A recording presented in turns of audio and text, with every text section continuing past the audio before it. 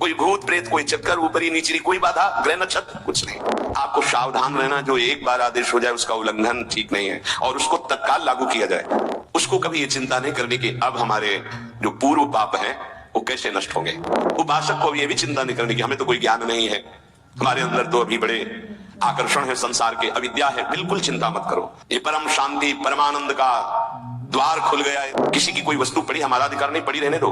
बोले हमें मार्ग में मिली, क्यों, तुमने क्यों उठा लिया? वो पुनः मार्ग में लौट के आता, उठा नहीं। बोले कोई उठा ले तो कोई उठा ले, तुम तो उपासक हो, तुमने क्यों उठा लिया? जिस जगह पर संत सेवा होती है, नाम कीर्तन होता है, ठाकुर सेवा होती है और परस्पर बैठ करके भगवत वार्ता होती है, उस जगह सारे तीर्थ अपने आप आ जाते हैं। वहां वास करने वाले को किसी तीर्थ जाए या ना जाए, कहीं भी, संपूर्ण भुवन की बात कर रहे हैं, जिस घर में, जिस कुटिया में, जिस जगह में, जिस स्थान में नाम कीर्तन होता है, भगवत गुण कीर्तन होता है, साधु सेवा होती है, ठाकुर सेवा होती है, सारे तीर्थ स्वयं आकर वहां वास करने लगते हैं। तीर्थ क्या, तीर्थाधिपति, तीर्थपाद भगवान वास करते हैं। जहां भगवान नाम कीर्तन, भगवत गुण गायन होता है, भगवान प्रकट होते हैं। मदभक्ता यत्र गायन्ति तत्र तिष्ठामि नारद, नाम वाणी जहां श्याम श्यामा तहां। सारे तीर्थ स्वयं वहां वास करते हैं। कुछ गृहस्थ जन कहते हैं हमारे घर में कोई चक्कर है, कोई टुटका कर दिया, कोई परेशानी।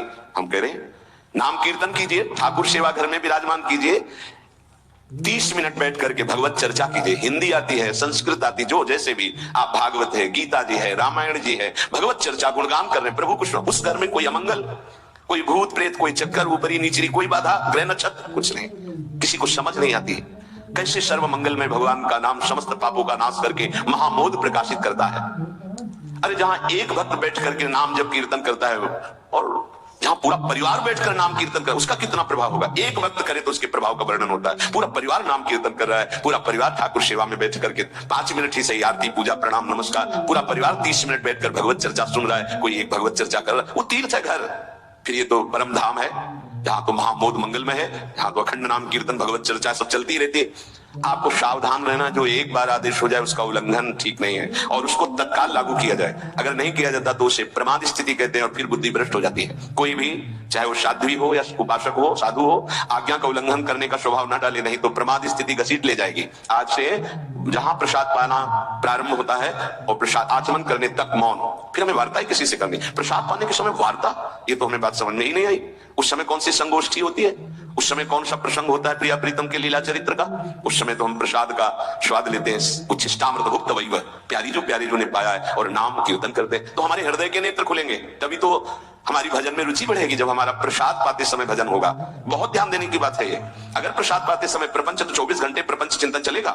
अगर प्रसाद पाते समय राग द्वेष की चर्चा, काम क्रोध की वार्ता, तो हृदय मलिन हो जाएगा। हम प्रसाद पाते हैं पवित्रता के लिए, प्राण पोषण के लिए, तो प्राण पोषण और पवित्रता दोनों होगी भगवत चिंतन से। केवल प्राण पोषण हुआ, बुद्धि अपवित्र हो गई तो फायदा क्या। जो नाम जप करता है उसको कभी ये चिंता नहीं करनी कि अब हमारे जो पूर्व पाप हैं वो कैसे नष्ट होंगे। वज्रम पाप मही भृताम, जैसे पर्वत को चूर चूर करने के लिए देवराज इंद्र जब वज्र का प्रहार करते हैं तो वो धूल हो जाता है, ऐसे पहाड़ जैसे भी पाप हो और नाम जब कर रहे तो नाम जब क्या करता है, वज्र के समान उस पहाड़ जैसे पाप पर टूट पड़ता है और उसे धूल धूसरित कर देता है। वज्रम पाप मही भृताम, हमें नाम पर ध्यान देना है। कैसे नाम जब छूट जाता है उपासक होकर भगवत प्राप्ति का लक्ष्य बना के, और तुम्हें चैन है, इसका मतलब है आपका लक्ष्य भी भजन भगवत प्राप्ति नहीं बना। नहीं तो चैन के तत्व स्मरणेन परम व्याकुलती थी। भगवत रोद्रेकस्य सिद्धौषधम, ये नाम संसार रोग के आवेश को शांत करने की सिद्ध औषधि है। जासु नाम भव भेषज, ये भगवान नाम, ये भाव रोग की अचूक औषधि है। अर्थात नाम जापक को भी ये भी चिंता नहीं करने की हमारा कल्याण होगा कि नहीं। नाम चल रहा है, ये हमें भव समुद्र से पार ही नहीं, भव समुद्र को सुखा देगा। नाम लेत भव सिंधु सुखाही, करो विचार सुजन मन माही।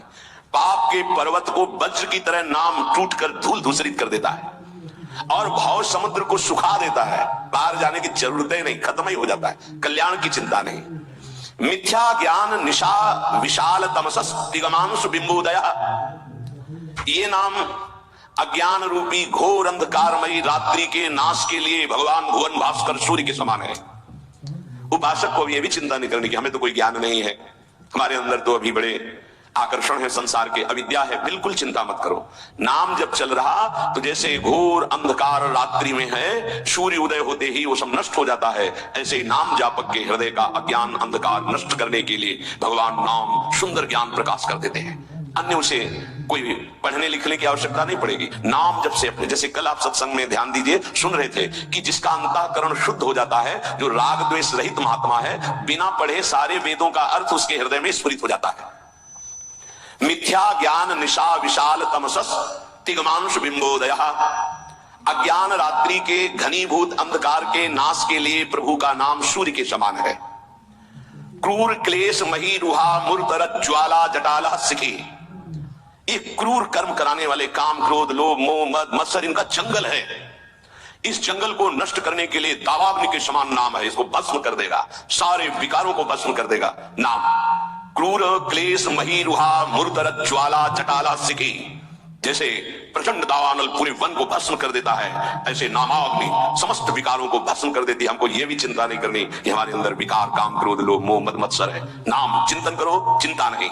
द्वारम निर्वृत्ति सन्मनो विजयते कृष्णेति वर्णद्वयम्।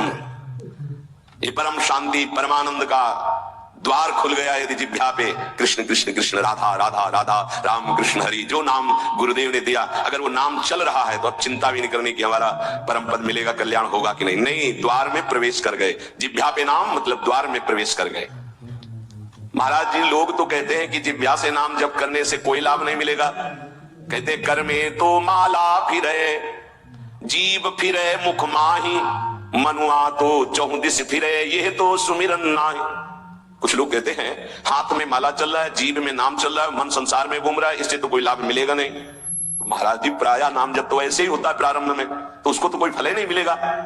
अरे ऐसा कहने वालों की बिल्कुल बात मत सुनो। पूजी बुढ़िया बाबा, ऐसा कहने वालों की बिल्कुल बात मत सुनो, उन्हें कहने दो, वो क्या जाने। नाम में अपार सामर्थ्य है। जिसकी जिह्वा में नाम स्मरण चल रहा है तो मन लगे ना लगे उसको फल अवश्य मिलेगा। ये बात, इसलिए भगवत प्राप्त महापुरुषों के वचनों को समझना चाहिए। अब कौन सा दोहा कहां से उठा के कैसे, अब अगर ये दोहा नए साधक को सुनाया जाए कि कर में तो माला फिरे और जीभ फिरे मुख माही और मनुआ तो 34 फिरे ये तो सुमिरन नाई, तो जो शुरू किया वो भी रख देगा माला कि भला ही नहीं मिलना तो हम क्या करें। पूज्य राधा बाबा, तुम चिंता मत करो, तुम मशीन की तरह जीभ से शुरू करो राधा कृष्ण राधा कृष्ण राधा कृष्ण राधा, बाबा के वचन, फिर तुम देख लेना। गोस्वामी जी कह रहे तुम चिंता मत करो। राम नाम मणिदीप धर जीह दे हरि द्वार, तुलसी भीतर बाहरो जो चाह सुधिया। हमको वो बात समझनी है जो बड़े बड़े महापुरुष कह रहे हैं। ऐसे लोगों की बात देखो, बाबा ने पहला शब्द उत्तर में ऐसे कहने वालों की बिल्कुल बात मत सुनो, उन्हें कहने दो, क्या जाने नाम में कितनी अपार सामर्थ्य है। अहो वत्सो पचतो गरियान यज्जिभ्याग्रे वर्तते नाम तुभ्यम। नाम की मनसाग्रे लिख देते ना, मनसाग्रे जिह्वा में जिसके आपका नाम विराजमान हो गया वो चांडाल भी जगत पूज्य बन जाता है। अहो वत्सो पचतो गरियान, वो सर्वश्रेष्ठ हो जाता है। भजन करना है, निरंतर भजन करना है, मन लगे ना लगे तुम्हें इसकी परवाह नहीं करनी। जो तुम्हारी जिह्वा से नाम निकल रहा है वो फल दे के रहेगा, ये बैठा लो हृदय में। केवल जिह्वा से तुम भजन करना प्रारंभ करो, फिर देखना मन लगने की बात जाने दो, मन नाम में हो जाएगा, अपने आप नाम में हो जाएगा। जब हम अधिक समय तक विषय चिंतन करते हैं तो मन विषय में हो जाता है, जब अधिक समय तक हम नाम जपते हैं तो मन नाम में हो जाता है। इसलिए तुम ऐसी बातें मत सुनो, निरंतर नाम जपने का अभ्यास जिह्वा से ही करो, तुम्हारा मन भगवदाकार हो जाएगा। तो महाराज जी सुनते हैं भगवदाकार वृत्ति बड़ी महिमामयी है, तो ये कैसे आती है, कैसे भगवदाकार वृत्ति आती है? तीव्र अभ्यास और निरंतर स्मरण से। जब क्षण क्षण में वृत्ति हमारी भोगों की तरफ जाती है, उस वृत्ति को हटाकर हम नाम में लगाते हैं तो नामाकार वृत्ति, एक एक वृत्ति जब नाम में लगने लगती, नामाकार वृत्ति प्रभु के रूप में लगने लगती तो भगवदाकार वृत्ति, तत्व चिंतन में लगती है तो ब्रह्माकार वृत्ति। इसलिए विशेष प्रयत्नशील उपासक वृत्तियों को भगवदाकार कर लेता है। प्रयत्नशील, बार बार मन संसार में जा रहा है उसे हटाकर नाम में लगाते हैं, बार बार नाम में लगाते हैं, धीरे धीरे वृत्तियां नाम में हो जाती है। जब स्वतः एक एक वृत्ति नाम में हो जाती है तो भगवदाकार, मंत्राकार, नामाकार, ब्रह्माकार ऐसे शब्दों से कहा जाता है। ये केवल बातें बनाने से नहीं होता, पुरुषार्थ, तुम्हें भगवत कृपा से सामर्थ्य मिली है ऐसी। उपासक प्रधानता कृपा की मानता है, अपने पुरुषार्थ की नहीं। पूरा प्रयास करके भगवदाकार वृत्ति का, और फिर उसमें देखता है कि बड़ी कृपा है, ये जो पुरुषार्थ हो रहा है ये गुरु कृपा से हो रहा है, ये भगवत कृपा से हो रहा है। भगवान की आज्ञा समझकर पुरुषार्थ करे और उससे लाभ हो तो भगवत कृपा समझे। आपका तात्पर्य यही है ना? हाँ हाँ,